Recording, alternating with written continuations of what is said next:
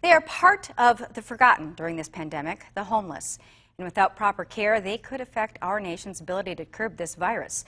But Local 5's Rhonda Fox tells us how one local hotel has opened its door to help those with no place to go. We actually were running about 10 to 15% occupancy, which wasn't enough for us to be able to remain open.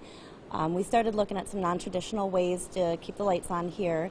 To stay in business, the Clarion Inn is temporarily housing residents from Pillars, which is a win-win for both. It did provide a little bit of financial relief that I was able to remain employed, as well as some of my employees are getting paychecks as well. So we went to the hotel purely for the safety of our staff, our volunteers, our clients.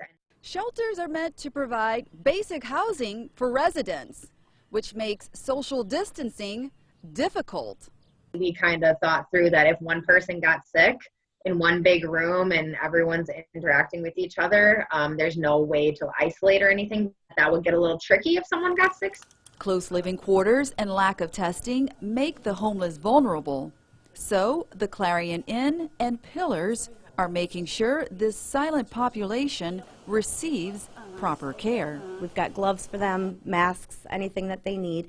Residents are also checked daily. They do a health screening. The Pillar staff meets with each client. They do a health screening, take their temperature, and just check to make sure that nobody is at risk. We probably received like 300 plus cloth masks that we actually have the clients turn in every single day, and we wash them every single day, and we give them a new one every single morning.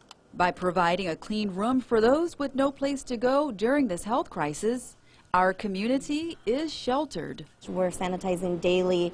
Some things we're sanitizing 3-4 times a day. We're doing our best to make sure that now and in the future, anybody staying here is going to be safe. If there was ever a time to demonstrate care and compassion to the people in our community, we thought this is the time. In Appleton, Rhonda Fox, Local 5 News.